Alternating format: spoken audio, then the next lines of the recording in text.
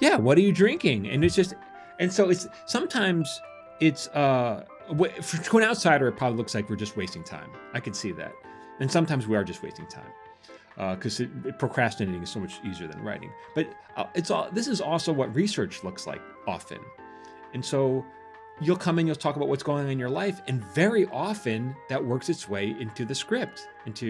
So I mean, it's just how it goes.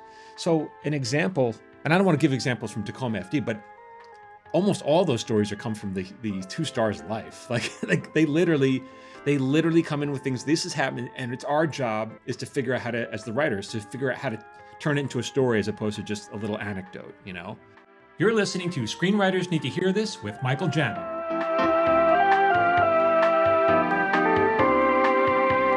Hey, welcome back to Screenwriters Need to Hear This, the podcast. I'm Michael Jamin. I'm here with Phil Hudson. Say hi, Phil.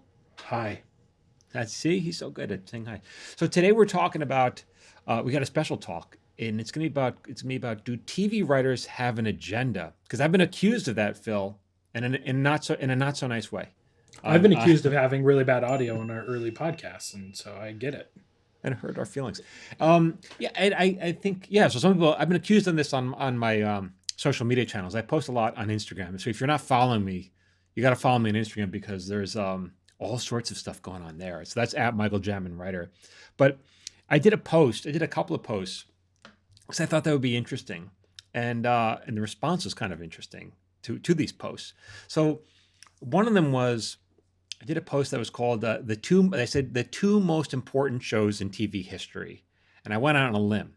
And I said that the two of the most important shows in TV history were The Addams Family and The Munsters.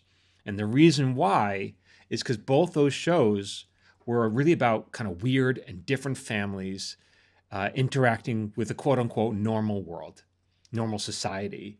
And the Munsters were literally monsters, and the Addams Family, they were weird and kooky. And so Herman Munster, he was a Frankenstein, and he could literally pull your arms off. He had that super strength, but he wasn't like that. He was a gentle giant. And he was afraid of mice and afraid of the dark. And if you said something mean, he would start crying.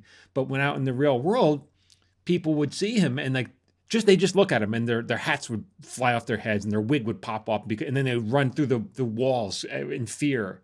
And, that's how scared they were. They just wouldn't even know him. They just run. And it always struck me as very funny, but also very sad. Like you don't even know this guy and you're terrified. And even though he would never hurt you. And then there's also the Addams Family, and they were mysterious and kooky, and they had man-eating plants, and they had a severed hand that was, I guess some kind of servant or friend. I don't know but he got the mail.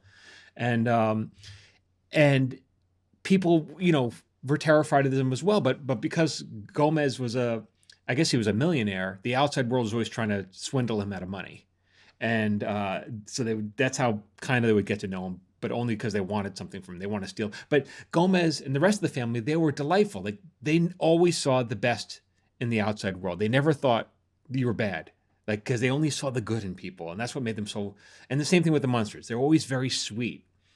And so my point for bringing this up, why I thought they were so important, was because this was like what was going on in society back then. This was really about, both these shows were really about the fear of the other, right? They were about weird people getting along, integrating into society. And what was going on back then was you had a lot of immigration. This is back in the early 60s. You had a lot of immigration. You had a lot of desegregation. And so you had people in society very worried about the other, how's this going to affect me? And they were nervous about this. And so I thought, both those shows were important because it was really about that. It was about xenophobia. And then I did another post, and just from an interesting, historical perspective. And then I did a post a few days later, and this one was called The Most, and you can watch these posts on Instagram. I kind of go into a little better there, but my opinion, one of the most relevant characters in TV is Gladys Kravitz from Bewitched. And if you remember her, she was the neighbor, the nosy neighbor who peered. She was always living in fear, and she peered through her curtain because she was like, there was something wrong with Samantha. Even though Samantha was always very nice to her and gracious and kind and always considerate about her, there's something about you I don't trust. And so Gladys Kravitz was literally on a witch hunt because she was trying to figure out what was it about. She was literally on a witch hunt. Well, what was going on in society back then? Well, the country was just getting over the scars of McCarthyism, a metaphorical witch hunt, looking for communists. And so, and this is, by the way, a radical departure, the way Neighbors were depicted on TV, because only a few years earlier, Neighbors were best friends and closer than blood. They were the Cramdens, or the Nortons from The Honeymooners. They were best friends, and the Mertzes from I Love Lucy.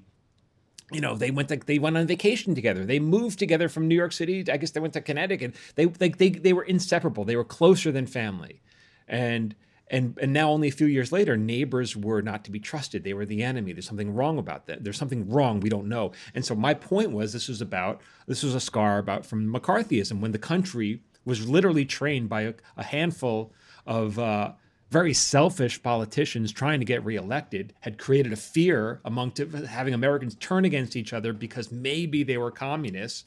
And so that was what was going on. And so some people were like, wow, that's really interesting perspective. And then some people, just a couple, thought I was full of it. Yeah, you're blowing smoke, making it up. So they thought I was, yeah. And so, like, one guy, and he was polite about it, his comment was, love your videos, but without citing your sources, I think you're reading too much into these Hollywood motives. And so again, he wasn't being rude, and then I made a response to him. We're going to talk a little more about that. And my response was basically that just because I'm not a social scientist and I don't have sources doesn't make me any less of an expert, because I'm a TV writer. And so my point was, and this is a little, maybe I'm a little full of myself, but I am the source. This is not literally, but I am the source. This is how I'm going to tell you how we make TV shows, and I know how TV shows are made, and so I'm going to tell you how it works. And so, and this is kind of, I get where he's coming from, to be honest. From an outsider, it must look like I'm just making this up, And yeah, this is all fun and games, right? Yeah, like I'm, and I get it. But if you in Philly, like, you work in the TV writers' room now, you're PA on the show that I'm working on, and you see how the sausage is made, and you see like how we come up with ideas, and I don't know, I'm circling around a little bit because there's so much to cover, but. This is another topic, I guess, but when people say, do TV writers have an agenda, or they accuse me of having an agenda, first I'm like offended by it, but I kind of see where they're coming from. I kind of see, and I know I'm circling around, I apologize. I'm getting off topic, but I'll come back. I kind of see why they say that. I kind of see why, given that our news media outlets, I think they have an agenda. Like 20 years ago, I wouldn't have said that. I would have said that, they have a bias, maybe, some are leaning this way. But now I definitely see like news outlets say, yeah, I think they kind of have an agenda. So it's not hard for them to jump to the next part and say, well, scripted TV must also have an agenda as well. And so, but, I'm telling, if there is an agenda, Phil, I haven't gotten the memo yet. Yes, the liberal Hollywood media and the liberal Hollywood agenda is what is referred to in the conservative states that I grew up in. Right. And there's certainly some writers are like, if you like The West Wing, right, that was about a Democratic president, so obviously you're gonna get it through that filter. But in terms of what my agenda is, it kind of makes it sound like I'm getting something handed down from corporate headquarters. Like, these are the stories, and these are how you're going to tell these stories, right? And so, because that, like, whose agenda is it? If there is an agenda, it's got to come from somebody. But like I said, I haven't gotten that memo. Not to say that it won't come down, but it hasn't come down yet. So when I talk about like how, now I want to come back to the original question. How do we come up with stories? Like, what makes me think it's so plausible that I could say that Bewitched was about McCarthyism and The Addams Family was about xenophobia? It's how we come up with ideas. This is how writers come up with ideas. And even though I wasn't in the writer's room of those shows, I've done this long enough to tell you how TV writers come up with ideas. And so first we have our own idea. Like, we invent ideas for characters, right? And that's fun, but you run out of those ideas real fast because you got to come up with new episodes of TV every week. So you burn through those real fast. So now you have to steal ideas. So where do you steal the ideas from? Well, You steal them from yourself. You steal them from things that happen to you, happen to your families. You don't get them out of the filing cabinet of good ideas? Right. There's no There's no filing cabinet. I wish there was. It'd be so much easier to reach into the filing cabinet, but there's no filing cabinet. And some people think, yeah, don't the executives? Some people think the executives give us ideas. No, it doesn't. This is our job to come up with ideas, and so we steal from ourselves, and we steal from the world that's around us, what we see. An example, like an easy example, would be like we all come to the writer's room. And yeah, Phil, you've been in it, you see how it works. The first half hour, and this is how it is in most TV writers' room, the first half hour, at least in comedy, the first half hour is you're just chewing the fat. You're just talking about how was your day? How was your weekend? What's new? What's going on with your life? The other day was, what are you drinking out of your thermos, Phil? Like that was what the showrunner asked. Yeah, what are you drinking? And it's just, and so sometimes it's, to an outsider, it probably looks like we're just wasting time. I could see that. And sometimes we are just wasting time because procrastinating is so much easier than writing. But this is also what research looks like often. And so you'll come in, you'll talk about what's going on in your life, and very often that works its way into the script. It's just how it goes. So an example, and I don't want to give examples from Tacoma FD, but almost all those stories come from the Two Stars life. Like they literally come in with things. This is happening, and it's our job is to figure out how to, as the writers, to figure out how to turn it into a story as opposed to just a little anecdote. And so I was gonna say that really stood out to me this season. Because season 2, it was an in-person room, and I sat outside of the room and I listened to everything you said, waiting for you guys to ask for something. Mm-hmm. Last season it was Zoom, and I wasn't in the room because didn't need to be in the room. This season I was invited into the room, and it really, I just remember having this thought the first week when we were kind of laying out some of the ideas they had for the season. I was just like, I need to spend a lot more time paying attention to the minutia of my life. Yeah. Because that is where all these are coming from. Specific interactions with parents, with ex-girlfriends, with boyfriends, with, college frat brothers, with random people at comedy shows. Like it's all just mined from their lives. They do. And again, I don't want to give away details, but that's where it's coming from. These are the stories that the showrunners want to tell, and so it's our job to figure out how do we put that into a narrative. Sometimes as a writer, I have to pitch ideas as well. Sometimes you got to bring ideas that we have. And so an example that I give is like, let's say people ask, we're talking about how was your weekend, and then it comes to be my turn, and I say, well, this weekend, I lost my cell phone, and I knew it was in the house, so I wasn't worried about it turning up. But the whole time it was gone, I was freaking out because I'm so addicted to my cell phone, because I got to check it every 10 seconds, because I got to look at the text or the email or my social media, whatever.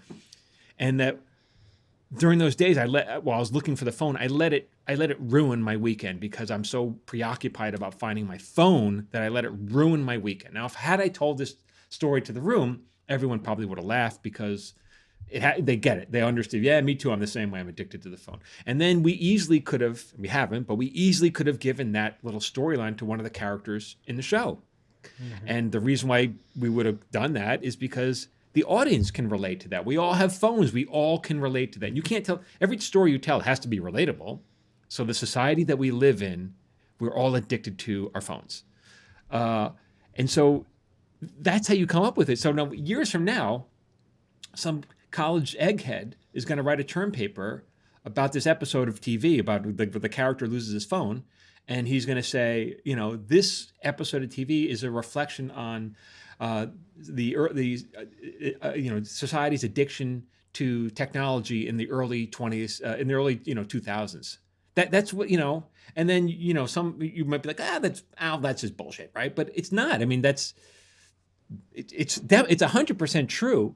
But that's not how I came up with the story. That's not how I came up with the story idea. Yeah, I came up with a story. My goal was just to come up with a story idea, because if I don't do that, I don't get paid. I get fired. My job is to come up with story ideas, and so I just stole one from my life and I gave it to the character. And what does it say? Like, so yes, it is a reflection. It's social commentary. That wasn't my intention, but I don't exist in a bubble. I live in society. And so when I come up with these story ideas, they're relatable because we all live in the same society. And yes, it does say something about the world I live in and we all live in.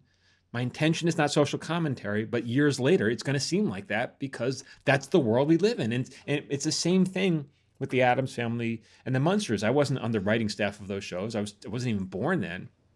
But I guarantee you, the writers, they were reading the newspapers. What's going on in the world today? What can I steal? What can I steal? Well, which, by the way, the first lesson I learned to come up with ideas was open the newspaper. Like that is not a Michael Jamin thing. That's not something exclusive to you. This is what is taught as a way to mine the world for ideas. Yeah. This is why a lot of things that are made are adaptations of articles or, news pieces that are put out in major publications because they're so interesting. So people can, and obviously we all can relate to it. And the thing is, those writers were probably reading the newspaper, there's witch hunts or people freaking out because of desegregation. And they're like, okay, this is my little creative spin on that. I'll put a little spin on it. I'll make them monsters. Under the guise of a monster, yeah. Yeah, but it's that's why the audience can relate to it, Hi guys, it's Michael Jamin. I wanted to take a break from talking and talk just a little bit more. I think a lot of you people are getting bad advice on the internet. Many of you want to break into the industry as writers or directors or actors, and some of you are paying for this advice on the internet. It's just bad. And as a working TV writer and showrunner, this burns my butt. So my goal is to flush a lot of this bad stuff out of your head and replace it with stuff that's actually going to help you. So I post daily tips on social media. Go follow me at Michael Jamin Writer. You can find me on Instagram and Facebook and TikTok. And let's be honest, if you don't have time, like just 2 minutes a day towards improving your craft, it's not going to happen. So go make it happen for you at Michael Jamin Writer. Okay, now back to my previous rant. Have you ever watched Entourage, the TV show? I watched a couple episodes, yeah. There's a really funny episode where they go to Sundance and James Cameron's there, and this woman's like, "Oh, Mr. Cameron, I was wondering, did you write the Titanic going down as a foreshadowing of what would happen in the economy after 9/11?" Right. He's like, "I just wanted to make girls cry." Right. That's it. I just want to make girls cry. But sure, through a historical lens, you could look back on it that way. And that's like the twisting to an extreme of what you're talking about, right? Where there's what's really going on and why it's relatable to us versus the other side of things. Yeah. So that's really all it is. It's like, when I say, we talk about where do these ideas come from and do I have an agenda? My agenda is to just tell the stories that exist in the world. And if you don't like the way if you don't like the way what the stories are, then change the world. Don't change me. These stories this is from the world. Yeah. And also, one last thing about this, it's like, I guess I could tell a story about how much I love technology and how the phone makes my life easier and how I never get lost. Whenever I drive and I get lost, I hit Google Maps and now I know where I am. And certainly that is true, but where's the drama in that? Where's the conflict? That's not, if I told that story on TV, you'd be bored. You'd be like, that's not interesting. Where's the conflict? And so I'm naturally going to write about the bad parts of technology. And so it may look like Michael Jamin has an agenda against technology. No, I have to write a story about technology. And so I'm not going to write about how easy it makes my life. I'm going to market about how it's ruining my life. That's interesting, So when when people accuse me of an agenda, I just wish, you don't know how the sausage is made, dude. I just want to I want to tell a story and go home. And I can't do that. I'll get fired if I don't have a story, Yeah. I will also say, and I thought about this as we were kind of putting thoughts together for this episode of the podcast. You did not ask me my political views until like 2 weeks ago. And it was really more of, do you feel your political views have changed since you've been in Hollywood for like 6 years? And I've known you for over a decade, right? Yeah, and that's the thing. Yeah, go ahead, please. So I was just going to say, like, you would think someone with that much clout and authority and ability to sway the views of millions of people in America through their broadcast television or the cable television would be very concerned about the people they associate with and making sure they have the same political leanings and opinions. And you've never cared or asked. I've never asked, and it would be illegal to ask. Imagine a job interview, me asking what party you're affiliated. Like, what? That's illegal. I couldn't do that, and Yeah. and I don't even care. Mike, all I care is, can you put words on the page that are engaging, that makes people want to find out what happens next. I don't really care what whether you're conservative or liberal. I don't care. It doesn't affect, and it doesn't affect the words on the page. So it's just it's kind of a nutty. It's a little offensive, and it's a little nutty. It's like, you Hollywood, elites, like, dude, I'm just trying to write a TV show, I get where this is coming from. I mean, have you seen the montage clips of cable news networks, and they're just putting up all of the regional affiliates, and they're just saying the exact same words at the exact same tone and the exact pace. It sounds like drones. And that's a scary thing to see as an American, to know that there are major corporations who are putting information into the homes of Americans slanted the way they want it to go. So I totally get that. But at the same time, as we're recording this, just a few days ago, Ukraine was invaded by Russia. And the first thought I had is, I guarantee we're going to start seeing TV shows and films talking about the Ukraine and Russia crisis. Why? Because it's what's happening in our life, just like Bosnia was happening when I was a kid. And it would be weird. It would kind of be weird to many shows not to address, like, obviously right now, it's PC is very important. It would be weird not to have your characters addressing this in somehow, because if you're watching this, you're watching this home, and you'd be like, well, I can't say, like, I can't talk like that. How come these characters can say, well, it would be weird not to address it. And so it has to be brought up in somehow. And so this is how it's brought up. It's like, this is what's going on in the world. And so this whole notion, like right now, and maybe it's changing. I think you could say I think the agenda, the corporate agenda, quote unquote, is to make money, is profit, right? And we all know that, and that could be scary, but I think it's scarier if their agenda becomes a political agenda. Then it becomes propaganda.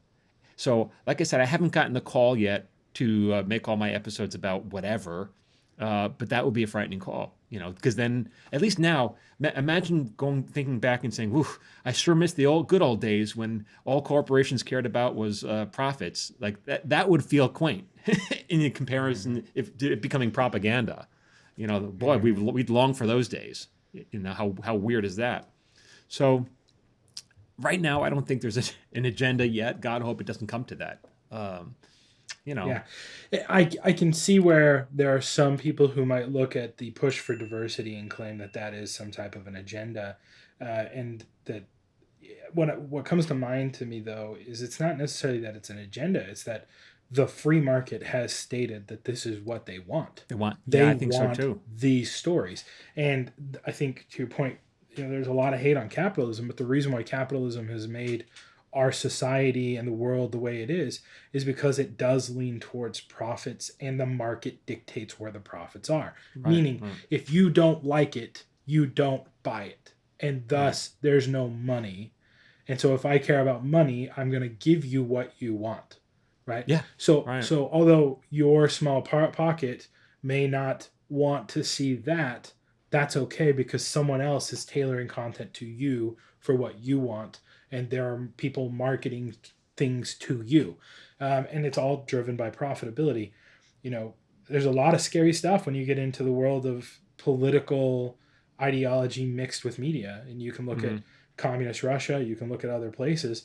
I mean, for anyone who wants to see what that's like, just read the Gulag Archipelago, right? Where they literally, things got so bad that they had to put signs up that said, remember, it's against the law to eat your children, right? That's what happens when you have politics controlling media. And that's definitely not what we're seeing here, which is why you can be upset about it, right? Right. Yeah. It's just an interesting, but like I said, you wouldn't accuse, if you knew how the sausage was made, I don't think you'd accuse me, but God hope I hope it doesn't come to that, it hasn't. Yeah. Anyway, I just thought it was interesting about kind of just think about things that way. A lot of people, there's a lot of people telling me how it must be done, and I get people thinking that we have some kind of agenda. What do you mean how it must be done? And that's outsiders telling you this is how Hollywood is run? Yeah, and Yeah.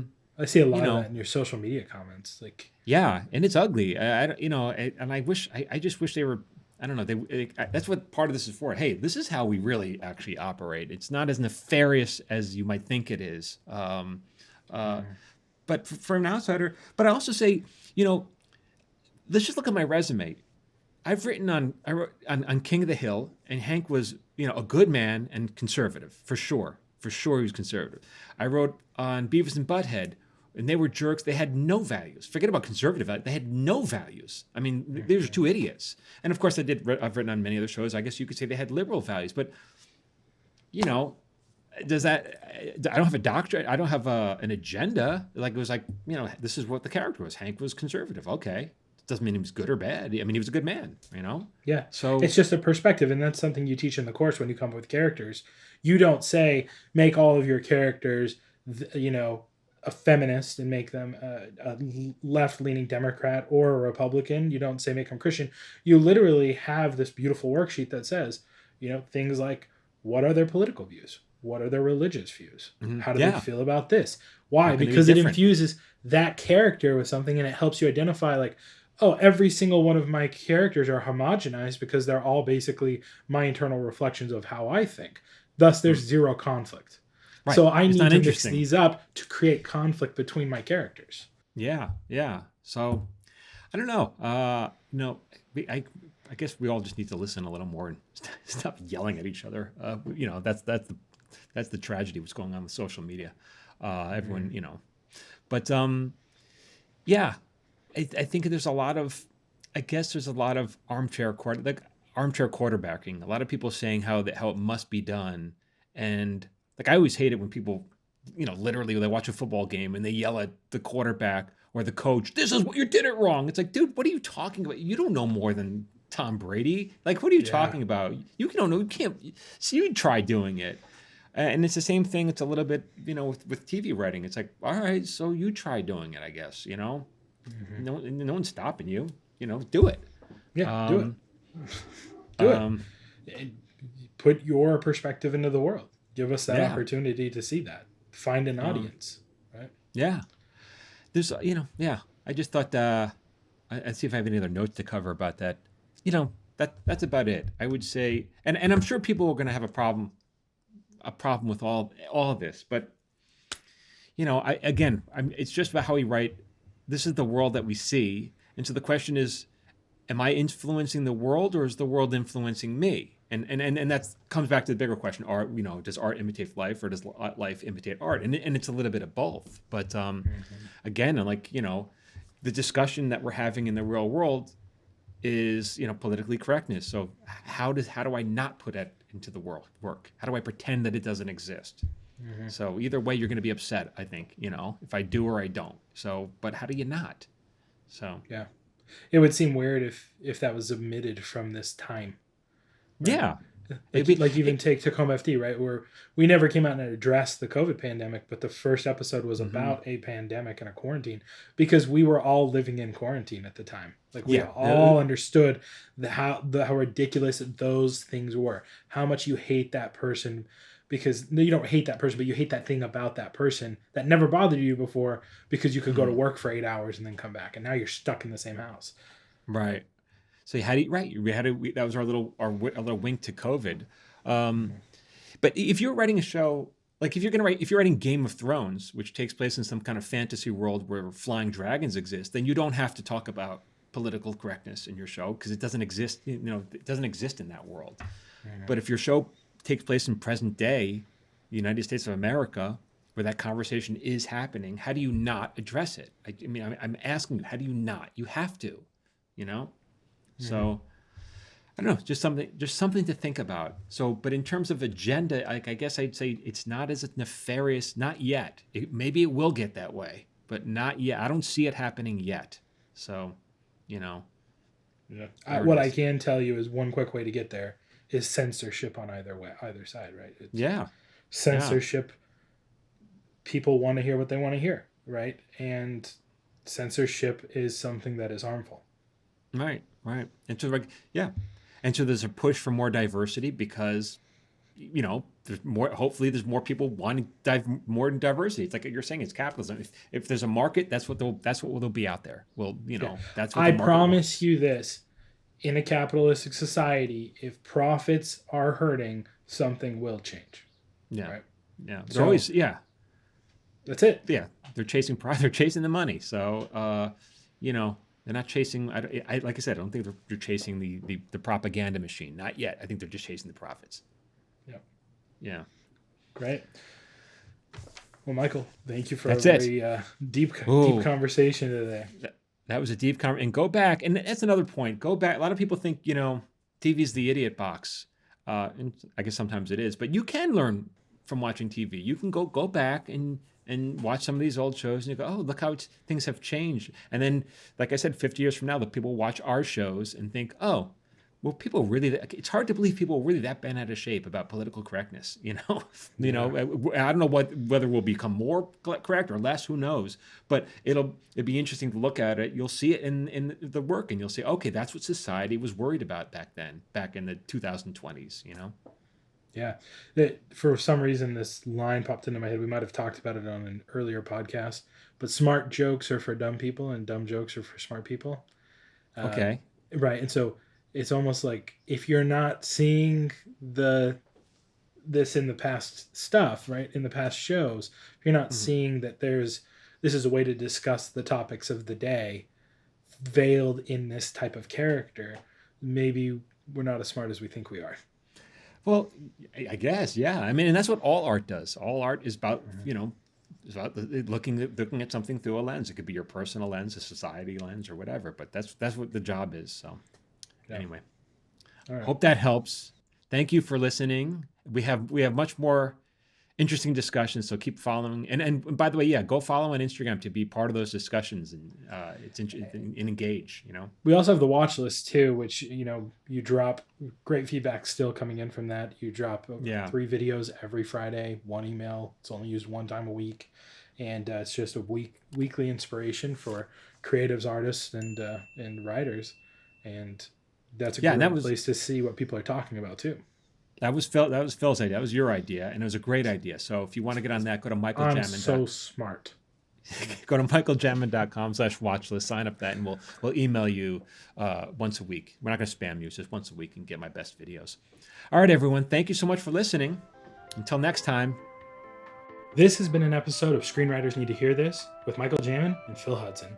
If you'd like to support this podcast, please consider subscribing, leaving a review, and sharing this podcast with someone who needs to hear today's subject. For free daily screenwriting tips, follow Michael on Instagram, Facebook, and TikTok at Michael Jamin Writer. You can follow me on Instagram, Facebook, and TikTok at Phil A. Hudson. This episode was produced by Phil Hudson and edited by Dallas Crane. Until next time, keep writing.